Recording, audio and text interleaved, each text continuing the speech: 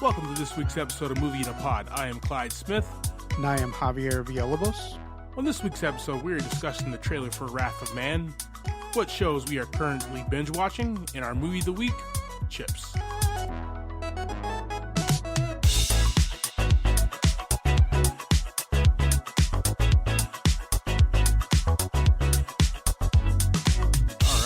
JV, hope you're doing good, man. Oh, yeah. Pretty good. How about yourself? Fantastic, brother. We got us another Jason Statham vehicle right here, Wrath of Man. What'd you think of the trailer? I mean, the man's cool. It's like every movie, he's cool. Another good action movie. Yeah.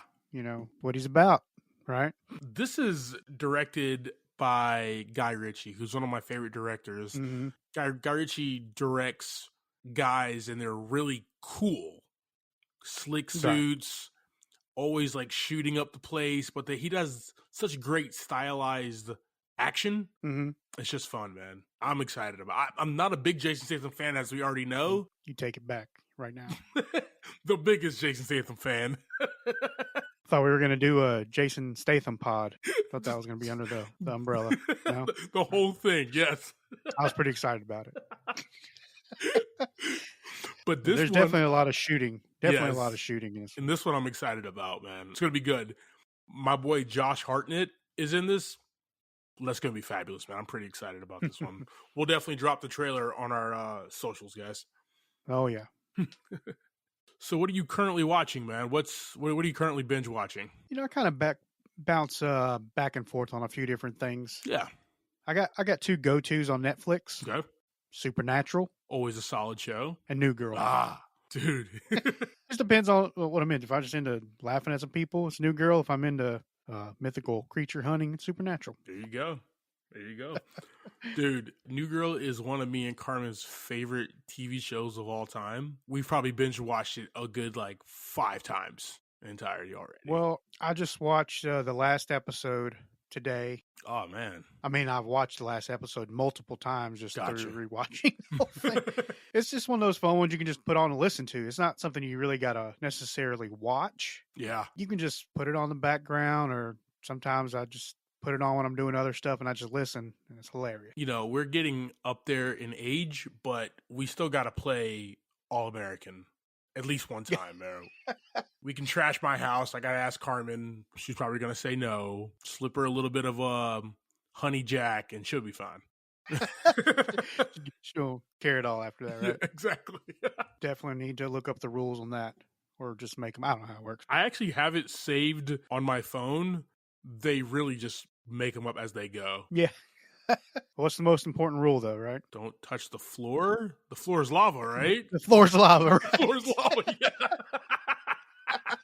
I do remember that. That's the only rule. Didn't they play that in the last episode, right? Yeah, they did. Yeah, I do That's remember why I that. remember it right now. Good deal, man. Always a fantastic show. Oh, yeah. So, Clyde, what you been binging on lately? Yo, man, so I am a big fan of Seinfeld. Okay. And I've watched Seinfeld probably the whole thing, probably twice, the entire series. But I never, ever watched Curb Your Enthusiasm, from Larry David, the creator of Seinfeld, one of the co-creators. Mm-hmm. HBO show, 30 minutes, very easy to watch. Pretty good. Pretty good show, man. Pretty good show. So I haven't watched that show. And I watched Seinfeld a little bit. Yeah. A little bit here and there. So what's kind of going on that show, Curb Enthusiasm? Well, it's Larry David, and he is semi-retired, living in LA with his wife, and he kind of just gets in his own way. It's actually very boring show if you take Larry David out of it. But the funny and the genius is him, and he's just not an empathetic person at all. He's kind of an asshole. So is it kind of another like a sitcom? Yes, it is. It's a sitcom. It's 30 minutes, but there's like a rough script, and everything is just off the top of the dome, man. And that's what makes it more fun. So it's like Seinfeld, but like the R-rated version of Seinfeld. Oh, Jesus. Yeah. Me and Carmen are currently in season 5, and oh, nice. if you haven't watched it, highly recommend, guys. One of the all-time best comedies, and I'm just now jumping on it 21 years after it aired, so my bad. Whoops. All right, well, cool. I have to give it a watch. Definitely. I just put my boy Mitchell on it, so he started watching it about an hour before we started recording this pod. So, oh yeah, he's on it. He's on it. All right, Javi, let's go ahead and jump into our movie of the week here. Let's do it. Chips. This movie came out in 2017. Comedy, man. This is what I'm talking about. We'll go into a little bit of detail, but we get to do this again. We haven't done this in a while. Other movies that also dropped in 2017, right? So we got The Circle, Justice League, Gifted, Molly's Game, Darkest Hour, Marshall, American Made, Dunkirk, fabulous movie, and Wind River, which might be better than Dunkirk. There are some good movies that dropped this year. This movie is written and directed by one of the stars, Dax Shepard. The budget for this one was $25 million, but the box office count was $26.8 million. Box office blockbuster right here. Not at all, ladies and gentlemen. So starring in this one, we have your boy Michael Pena. Love that guy. As FBI agent Castillo, and ends up being Officer Francis Poncherello. And we'll get into that in a minute. Yes, we will. We got Dax Shepard. He plays John Baker. And the only other person I'm going to mention is Kristen Bell as Karen Baker, because I got to. We'll talk about everybody else as we get through the movie. Sounds good. Because there's a long list. Yes. Long list. All right. So, Javi, go ahead and just give us a quick synopsis of what this movie is about, man. So this is a little bit different take on Ponch and John from the TV show, Chips. Basically the same concept, two California highway patrolmen trying to make the city better. And they become best friends and partners. All right, man. So let's go ahead and jump right into it. Yes, sir. This movie, from the start, starts trying to paint a picture of two totally different men. Yeah. Right? Yeah.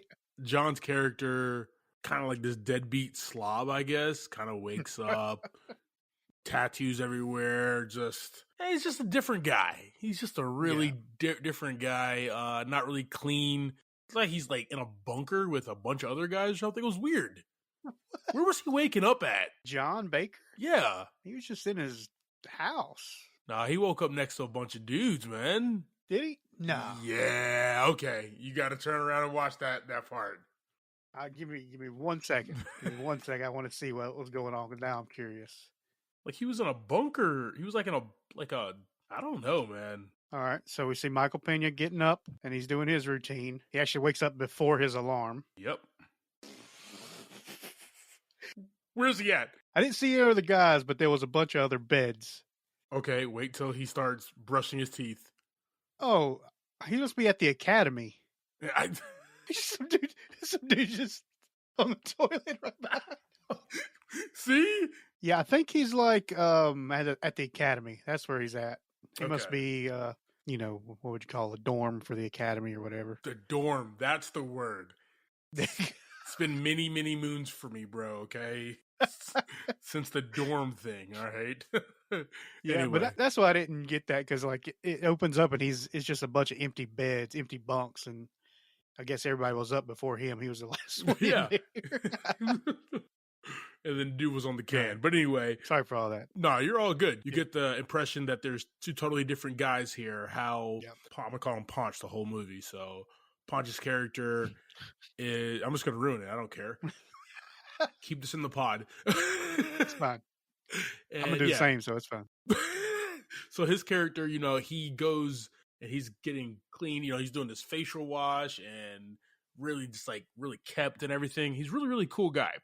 And then you have John's character, and he's a slob, right? These guys are from two different aspects. You don't really know that what city they're both in.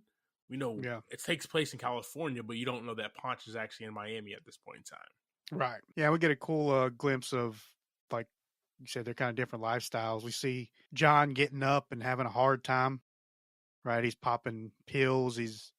See all his scars, and we see this montage of all these accidents he's had. Yeah, from riding bikes, riding dirt bikes, and he's just getting up late, not caring in the world about it. Yeah, and then we see John hop on his bike and he's taking off, and then we see Ponch in his car and he takes off as well.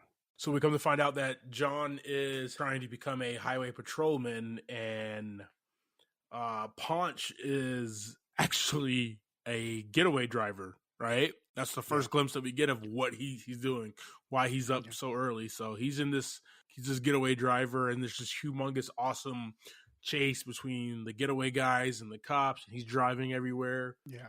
And we get to the end of this chase. They ditch the car, jump into another car, come to find out Ponce is actually an FBI agent. Right? I love it too. I like when he's standing there at the car and they're looking at it, he's like, what, the bad guy's like, what's wrong? And he has that Molotov in his hand and he's like, just doesn't feel right. It's like Santa shooting Rudolph after all the deliveries. He's got to burn the car. Felt that. I felt it. That was a nice car, man. Yeah, so he actually gets the guys all arrested, ends up shooting his partner as well, right? Which is going to be a dope reoccurring theme. Yeah. Yeah. John's at the police academy, and he's not doing very well on the athletic side of things. He does like the wall climb to go over one of the wooden walls, and when he lands, he's just out. Yeah. He's holding his ankle, and then he's wrestling some dude, and the guy like taps his knee and he punches him. He's like, he touched my trick knee. My bad knee. My training just kicked in. That was Champ Kind, right? Yeah. That's who the guy who the coach. Yeah, the coach, yeah. Yeah, that was fantastic. I love that dude. So yeah, apparently he can ride. He can ride a bike like a mother, as he says. Oh yeah. But unfortunately, he can't meet the lowest expectations to graduate from the patrol to be an officer. There's a long scene of them discussing this with one of the other officers. Let's not forget that he has absolutely no aim when it comes to firing. That's right. A pistol. Yeah, that's a. He's the worst. Oh yeah, it's terrible. He lost all his sponsors for his motorcycle riding. His wife wants a separation, so that's why he wants to be part of the California Highway Patrol. Oh yeah. But at the end of all this conversation between his apparently his beautiful eyes and his charm, there you go. He gets a probationary hire with some sympathy from the other officer. So being that this is a action movie and it's also a comedy, we got to have our first bit of real action. It's daytime and these street bikers are pulling a heist on this armored cash truck. And there's a lot that happens in this scene in a very little bit of time. Mm-hmm. But ultimately, one of the guards is a part of the bike gang, and somehow his lover is a chopper cop. That's literally on my notes, chopper cop. Yeah, I think we need to dive into this just a little bit because this kind of sets up the whole movie, right? So you got a chopper cop, you got a guy driving the transport who are in a relationship. Now we find out. Then you got, the head guy shows his face. You got his son. There's a lot of things going on here, and we find out that the helicopter pilot and the transport guy who's in on this as well has been stealing money from the whole crew. Yeah. And the leader of the whole crew knows it. So he pulls the transport person who, I believe his name was it TJ? No, David. I'm sorry. The guy who was driving the transport's name was David, and the helicopter guy's name was TJ. Yeah. And he holds David at gunpoint and basically says it's either you jump or I shoot him in the head. And the dude jumps out of a helicopter. Splat. Yeah, a lot of information in this, like you said, in this scene that sets up kind of everything else that falls into place throughout the movie. Oh, yeah. So then we got Castillo, who's going to be Ponch. He's in Miami, and he's informed by his boss, and his boss is probably my favorite character in this movie, played by the great Isaiah Whitlock Jr., that he has to go undercover in California to figure out, who's doing these armored van heist. Orders him to go undercover and gives him the alias Francis Llewellyn Poncherello. I would say it's a lot of names. Yeah, like when he pulls up in his car and he just parks in the charging space. Yeah. He pulls up in that muscle car and just parks right there in the drive green place, whatever it is. Does not give a damn. He doesn't care at all. Our next scene is even better. So Ponch is now in California, and he goes into the locker room and he meets John for the first time in the locker room. John doesn't have any pants on. None. And so he tries to go in for a hug, and Ponch isn't having nothing for it. He's like, you don't just hug somebody when you don't have any pants on. I think this sets up a real good relationship for them right off the bat. Right, because you have Ponch and he comes in and he is not having it. He has a mission. He has a problem. Let's just get that out in the open right now. That we will discuss as the movie continues. He has a problem, but he also has a mission. Right? Yes. He's a sex addict. Let's just go ahead and just drop it in there. There's a long conversation about him being homophobic because of this. And what's funny is not but a few minutes later, like another guy comes by and they're talking. They get done and they hug it out. Just pelvis to pelvis. Oh, man. Yeah. Yeah. A lot of man-on-man interaction at that point. Hey, man. It's Hollywood, baby. Yeah. And then we get a quick run by of LT. Find out how he's tries to move his money. He's buying expensive paintings so he can take them up, through customs and sell them somewhere else to get his money back out of them. Oh yeah, that he's been stealing. We got Ponch and Baker. They partner up and they're in the bullpen with everybody else, and that's fun. So we meet like their commanding officer. We meet all the other officers that are within the California Highway Patrol. And this is a pretty fun scene, guys. Right? This sets up the dynamic between all of our main characters and supporting cast as well. Yeah. Yeah, I like when they leave and they talk about looking like UPS drivers.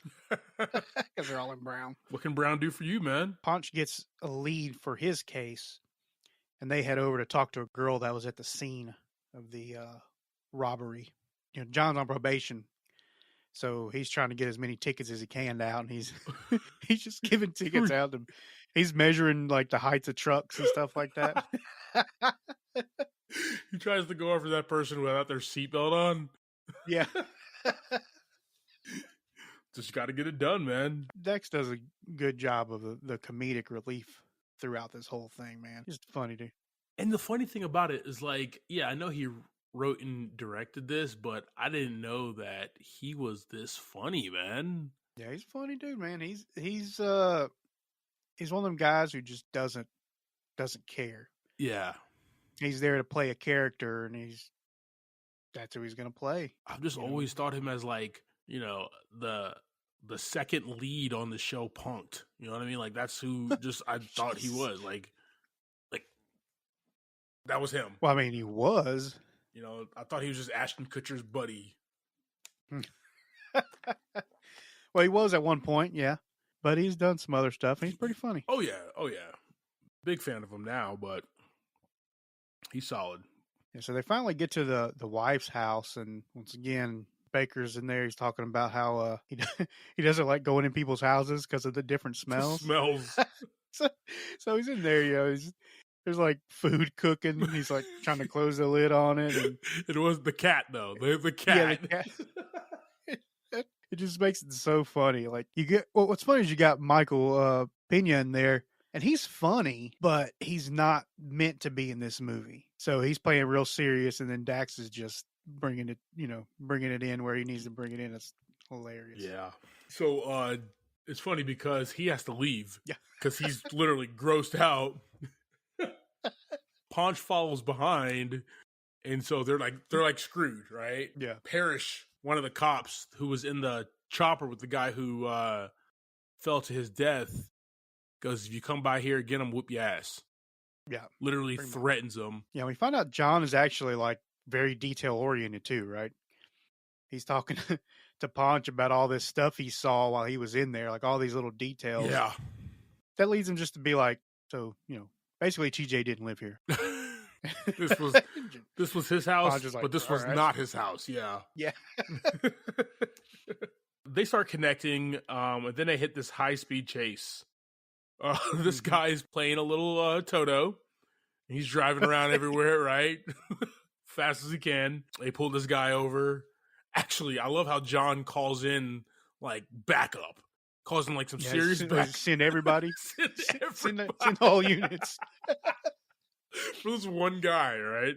Yeah. They pull this guy over, and he tries to flash him, like, a Diners Club card or, like, a Widow's Club card or something like that. Yeah, like a donor card or some kind of donor thing for some money. It's supposed to be, like, get out of jail free card or something like that.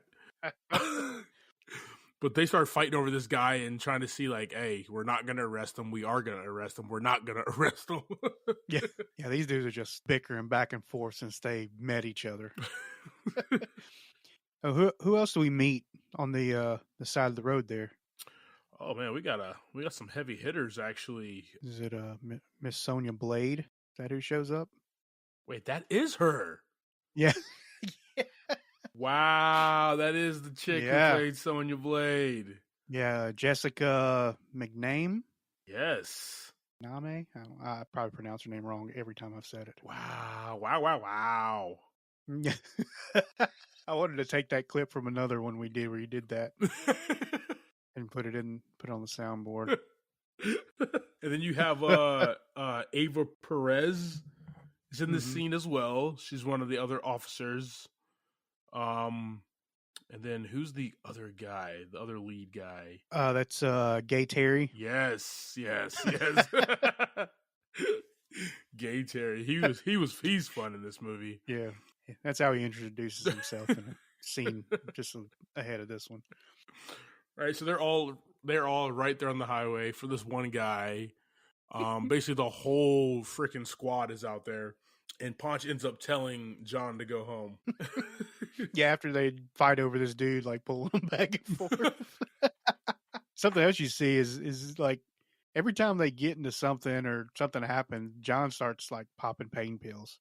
It's every time, bro. Like he doesn't know low key what's going on with his life, but yeah, which we'll find out here in a little bit. Yeah. And there's a quick interaction with Ponch and Agent Clay, who is played by Adam Brody, the guy he shot at the beginning of the movie. Oh, and then we see the Queen herself, Kristen Bell. Yes, as Karen Baker getting out of the pool straight. What was it? Baywatch style, man, is what it was. There you go. Yes. It really was. So I love this scene, right? Her and Dax are married in real life. Yeah. And they play husband and wife here, but separated or about to be divorced or whatever the case is. Yeah. He's home and he's doing all this work that he's doing throughout the entire movie is to impress her, for her to love him. And she's hanging out at the pool with Timothy Olyphant, right? Is that who that is? Is it Timothy Olyphant? She's just getting some swimming lessons. Yeah, that's exactly what it is. Who was that? Is that Timothy Olyphant? I don't believe he was even shown in the casting list, to be honest with you. Josh Duhamel. Okay, I get those two mixed up, man. They're the same guy. I'm sorry. Okay. They are the same guy. That's fine. Okay, that's Josh Duhamel. I was about to call him Timothy the entire time. Yeah. She's there in the pool giving Josh swimming lessons and I love how she tells John, hey, John, like, we've already made a decision. Like, you go through the side door. You don't come through the pool house door anymore. And she's like, why do you look like you work for UPS, right? Like, she's not impressed at all. Nope, not a little bit. So they're now on patrol again. John just made a mess all over his uniform. He's got food all over it. So he's getting picked on about that. Then he starts talking to Ponch. He's like, there's something going on? You've been going to the bathroom like 3 times before 11 a.m. Like, you've dumped 3 times before 11 a.m. Something going on. So now there's like a really long, drawn out scene of them on the motorcycles and just talking about all kinds of different problems Ponch could have because he's going to the restroom so many times. Dude's like, man, just be mad about it. Let's just go to CVS or Walgreens. Let's get you a prescription for something. You're good, man. Yeah, what was Punch tell him? He says, "Come on, man. There's other things you can do. Go to the bathroom for." And then John's like, "Oh my God!" You were snapping them off in a communal bathroom. Which this drives the point home more that Punch is a sex addict. The entire it's the movie. yoga pants, man. Oh my God, we haven't even talked about that yet. He's the Lululemons. Oh man, I love that scene.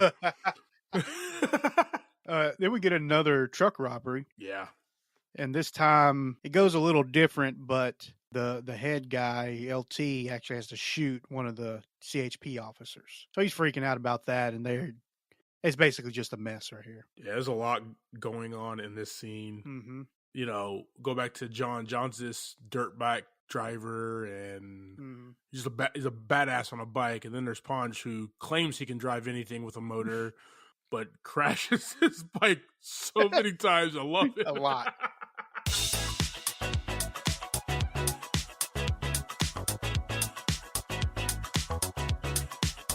So over dinner the other night, Carmen and I, we sat down and I turned on the movie Speed, and she was actually digging it, man. Oh, yeah. I was fully surprised. She's not really an action movie type of person, but she was entrenched in the movie. It's one of those big cinematic adventures that happen on film with Keanu Reeves. You know, movies have this ability to bring people together, to post up in the theater and enjoy an amazing cinematic adventure.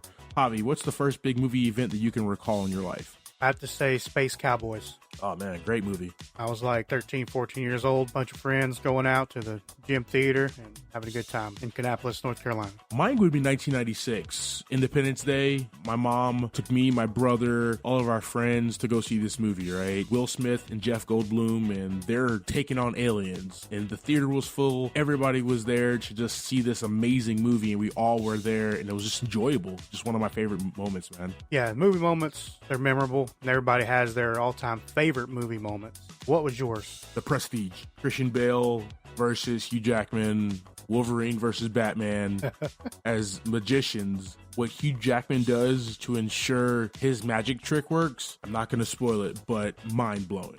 What about you, man? For me, it was the Stay Puft Marshmallow Man, Ghostbusters. Love that movie. Love that scene. Just a great scene in general.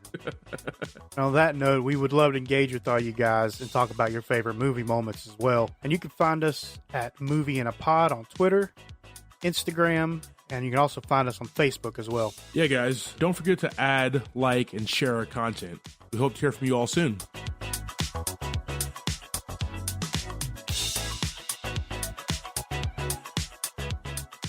Yeah, so they're, still at this time, still discussing Ponch's problem as well. And then Ponch turns it on John and he tells him, for someone who hasn't been having sex with his wife for a year, the question isn't, is she having sex? It's who is she having sex with? Which pisses him off automatically. Yeah. So then they hear the transport robbery over the radio and they take off. Well, John takes off and leaves Ponch there to try to pick his bike up off the side of the road. Then we get a real long bike chase, which is awesome. A lot of fun stuff through here. Yeah. They're riding up hills. They go through like a fair. Call 911. Who are they going to call? Yeah. Different cops? Yeah. Oh, yeah. Then John tries to shoot at one of the guys, right? And he's like next to a Dunkin' booth.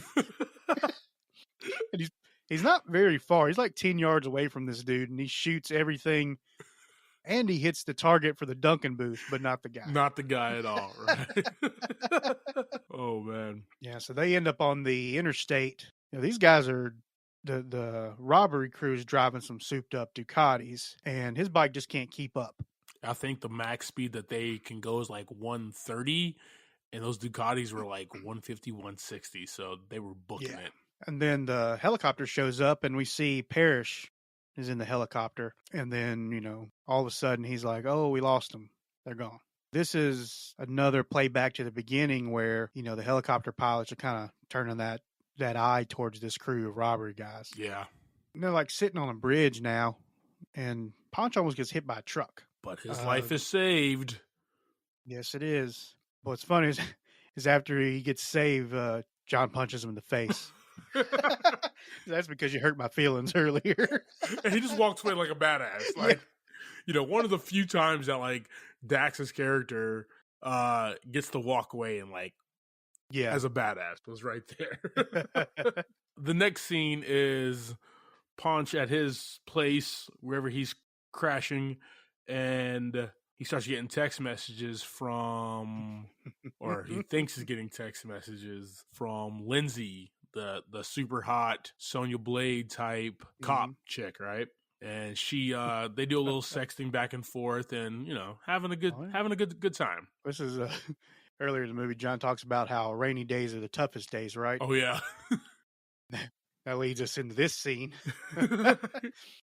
So he wakes up and it's raining outside, and he just can't walk. Like he can't function. Yeah. On a rainy day at all.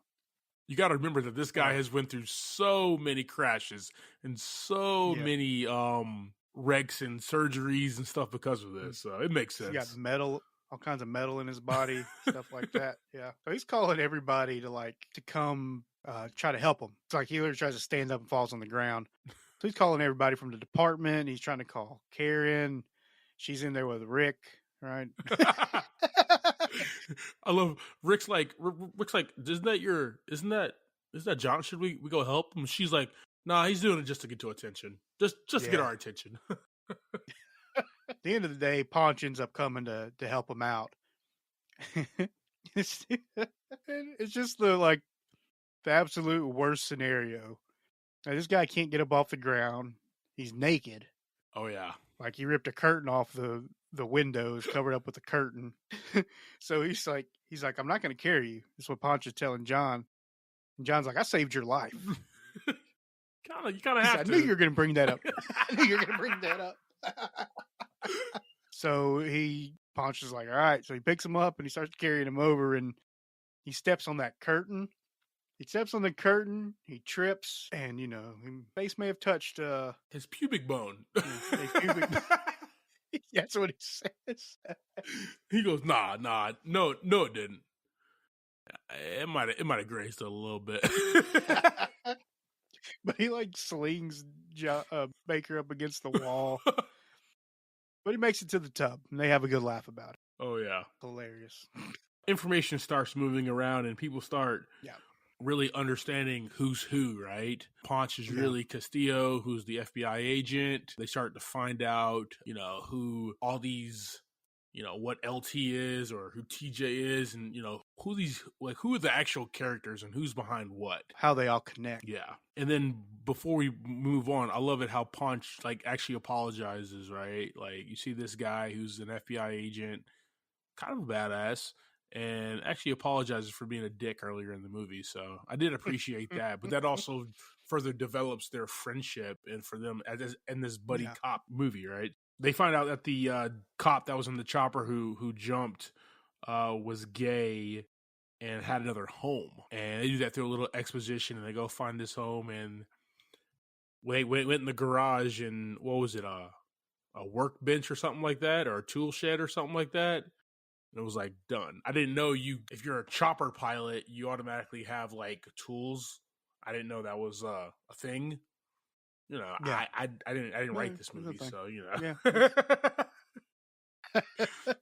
They find out that TJ's apartment, that guy David was, David's apartment was co-signed by TJ, the guy who jumped out the helicopter. They go back to the wife's house of the guy who jumped and talking to her and trying to get a little bit of information out of her. Come to find out while they're waiting for her at the door. I keep on skipping parts. I'm sorry, but it's really funny. You're good. They're trying to figure out why John doesn't poop that much.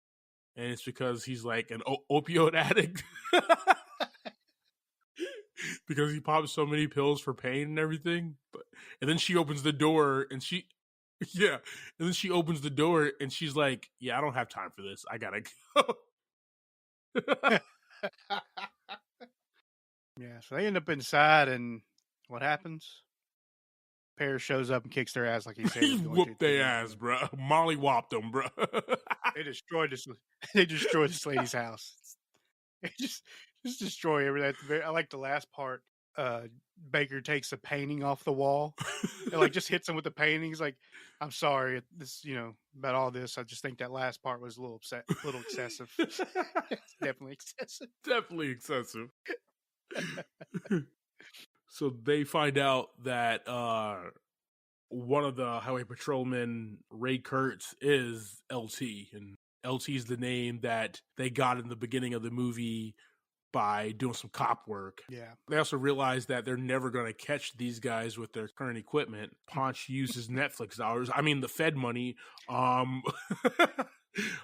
for new bikes and Just on HBO Max. for new bikes and suits. Funny is when they take off from the garage after some funny exchange with the mechanics. Yeah. The other officers are walking. They're like, "What? Why aren't they wearing shit brown?" Because they had on like a blue riding gear. I mean, they look like superheroes at this point, Yeah, right? Right.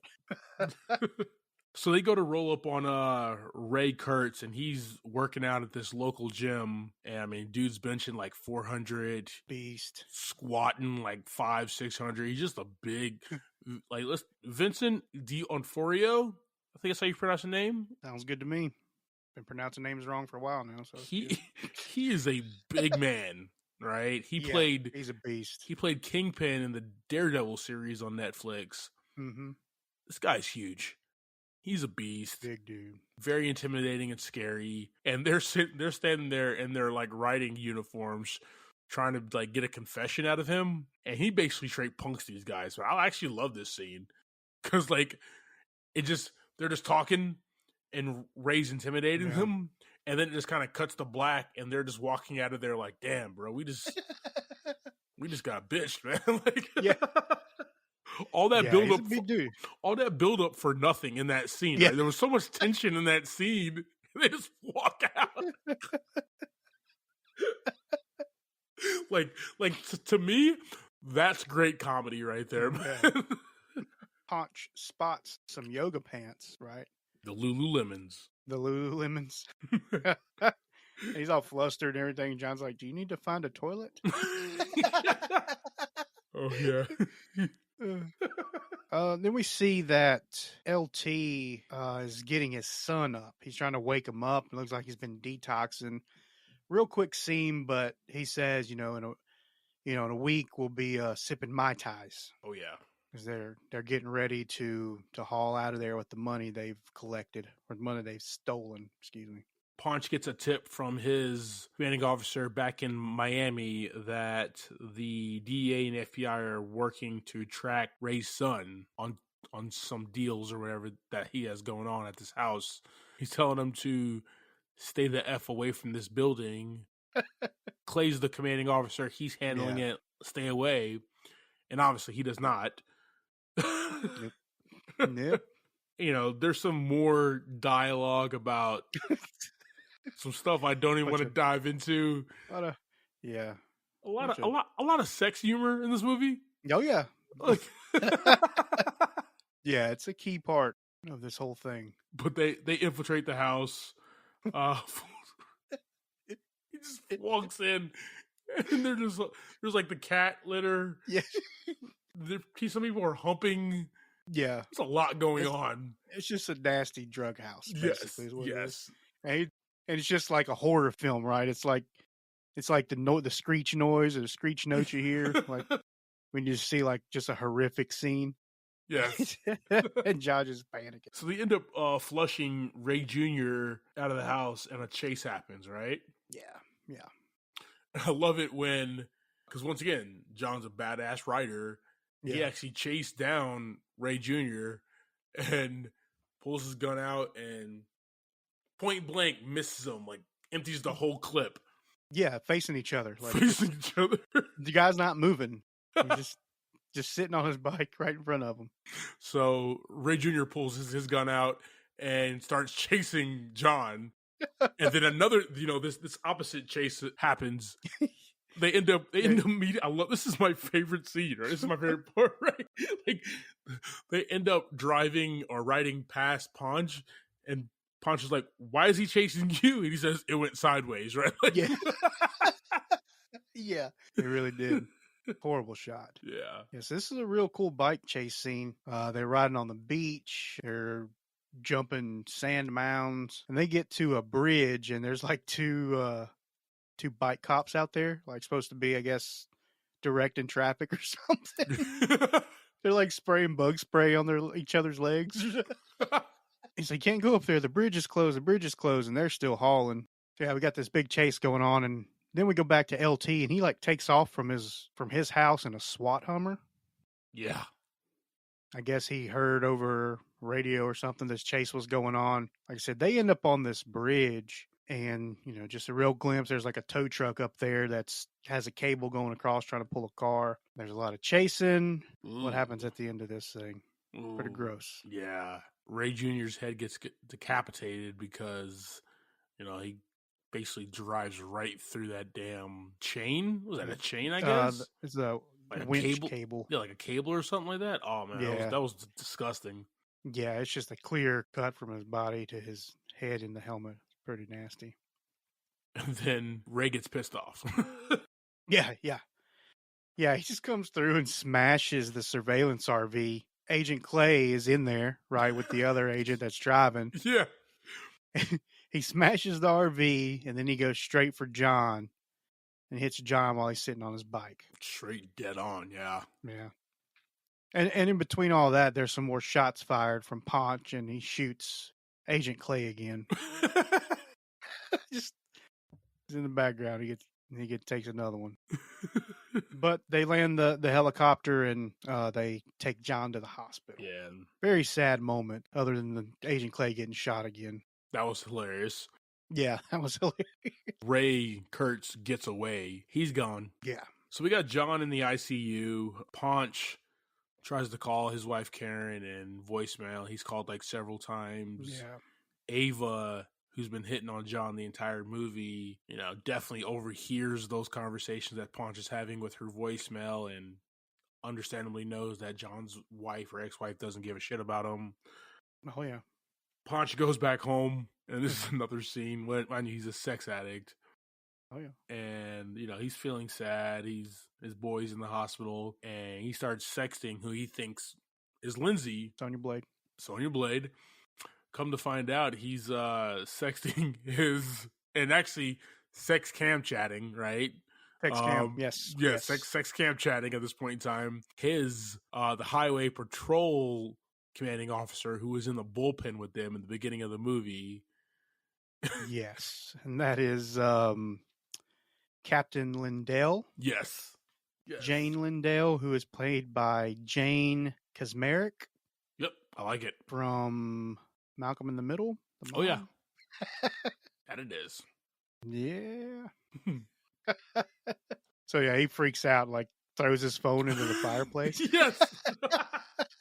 So there's this quick scene. We find out that Lindsay's Sonya Blade is working with Ray. So she's a bad guy. Oh, yeah. Another quick scene, back to the hospital. John wakes up, calls his wife, no answer, or leaves a message for her. Ava walks in, says, like, here, let me take you home. John's like, I'm waiting for my wife. I appreciate it, though. He starts to realize, I think this is the point, like, when she walks away, he starts to realize, like, yeah, I'm an idiot, bro. Yeah, right. I'm a big idiot. So he gets out of the hospital, and we follow that trail, right? Ponch is the only one there to pick him up. Yeah. He takes him, right before this, Ponch gets fired. Ponch's boss. Yeah, right? Sorry, I almost skipped that part. It's very important. It's very awesome, too. Yeah. Ponch's boss gets on a plane all the way from Miami to LA to confront him because, remember, he threw his cell phone in the fire so he can't get in contact with him. All his excuses from, like, here on out for the next few scenes is gotta get my phone activated. I'm trying to get my phone activated. Right? And he's like, will you please stop shooting Alan, right? That was, like, his main directive. and because Jane, he was sex cam chatting with, oh yeah, basically tells his boss he gets fired. He gets fired because he's a sex addict, and that's his problem, right, throughout the entire movie. Yeah, so then Ponch goes and picks John up from the hospital. he takes John to his house, and there's like people moving in. There's furniture in the yard and stuff. He's like, he walks up to the lady. He's like, hey, she's like, hey, are you my neighbor? Yeah. She introduces herself. He's like, no, this is my house. Yeah. And he's like, no, this is Karen and Rick's house.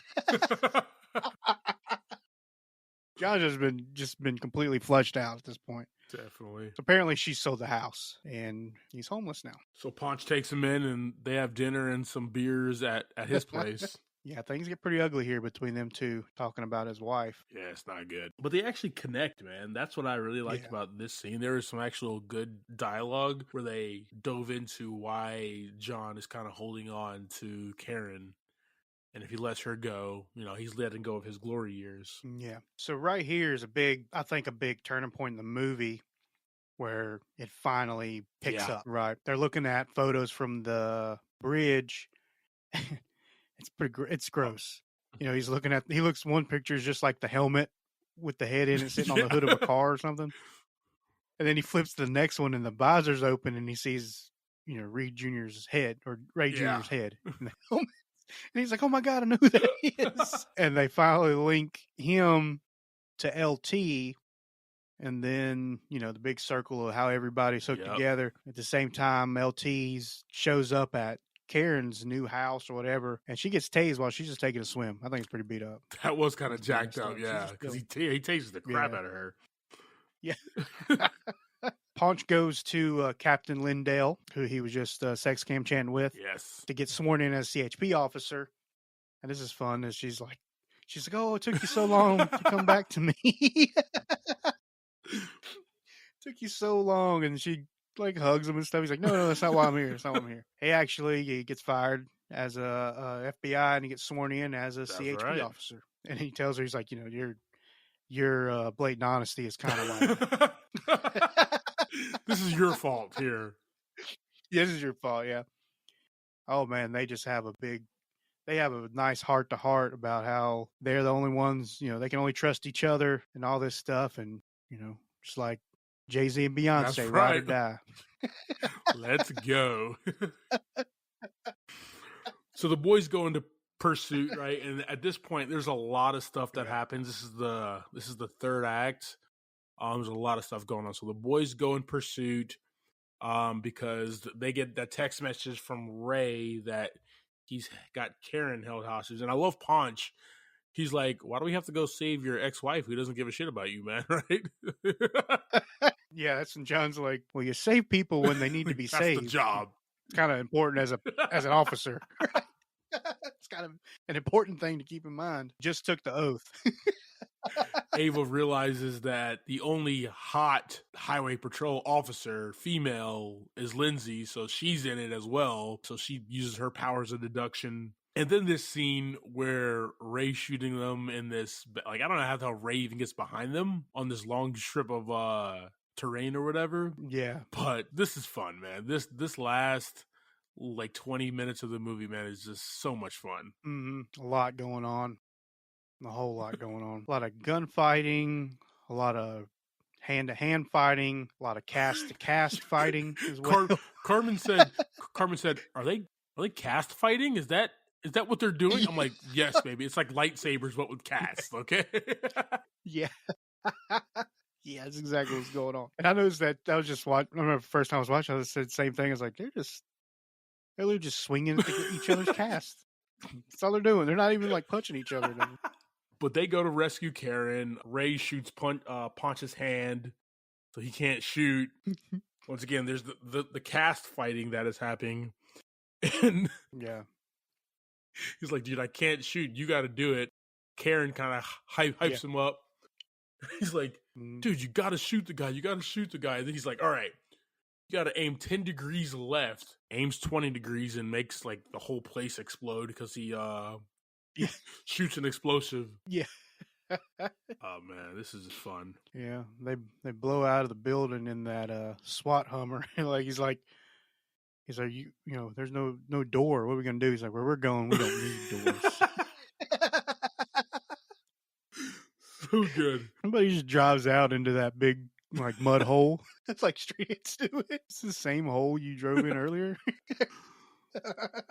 Ray's trying to crawl away, and he gets up, and Lindsay has him at gunpoint, and Lindsay uncuffs him, gives him the gun, he has it pointed at John. He's about to kill John. Punch kind of jumps in the way, aiming, without even really knowing, aiming like his upper arm or whatever at the bullets, which penetrate, but he has like that steel plate that ricochets, and one bullet ricochets and pops Ray right in the dome. He's instantly dead. Mm-hmm.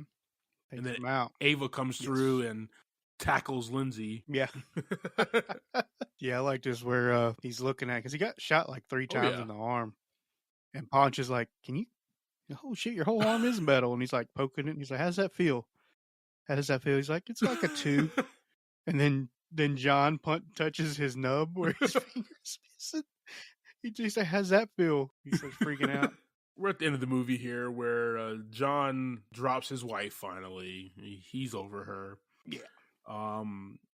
He gets with Ava, so he gets the girl, and Ponch gets morphine, but also from this EMT who is the original Ponch from the TV series.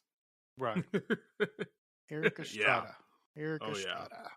Perez and John are making out in the back of the ambulance, and then it fades out into that beautiful California sunset. 2 months later, Ponch gets a call from his FBI boss who says, hey, man, come back. And Ponch is like, nah, I'm staying out here.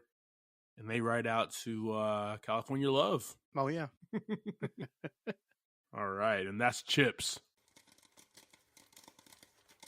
Javi, we kind of talked about it throughout the movie about how much we actually enjoyed this, but what'd you think, man? Well, as far as a rating, as a suggestion to everybody else out there, I'm going to give it a 3 out of 5 buckets. It's very silly humor, which I love, but not everybody's into a lot of the things they talk about in here as humor. But I thought it was a good story. Like I said, I like Dax. Michael Pena's hilarious. It was a fun movie. What about yourself, my man? Yeah, man, I'm right there with you. This gets 3.5 buckets of popcorn. This was my 3rd time watching the movie in its entirety. First 2 times I enjoyed, and I was like, another comedy. There's not going to be a sequel or anything, but this was good.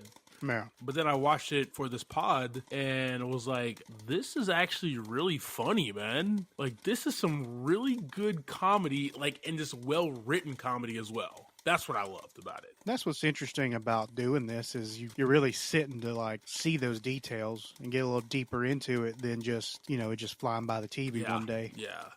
I loved the armored van heist. I thought that was really, really cool. It's been done before, but the way that they do it here is super cool. With motocross guys and high-speed Ducatis. That was really cool. Mm-hmm. But just the flaws of both of the main characters and them coming together to enact revenge and saving the day. Yeah. That's just really good writing to me, man. And that's what's fun about this movie. Also, Michael Pena's my boy, and just put him in everything. That's what I say. I hear you. I mean, it's fine with me. I'm waiting for him to get a Ant-Man spinoff with just him. He's just running like a security company. The security company they had going on. 3-hour movie. I'm in the theater for that. Okay. Yeah, I'll be there with you. Thank you for subscribing to this week's episode, talking through the 2017 comedy, Chips. Next week, we'll be talking about Without Remorse. I am Clyde Smith, and you can find me on Twitter as I am Clyde D. Smith. I am Javier Villalobos. You can find me on Twitter at Mr. J8200. Thanks, guys. Appreciate it.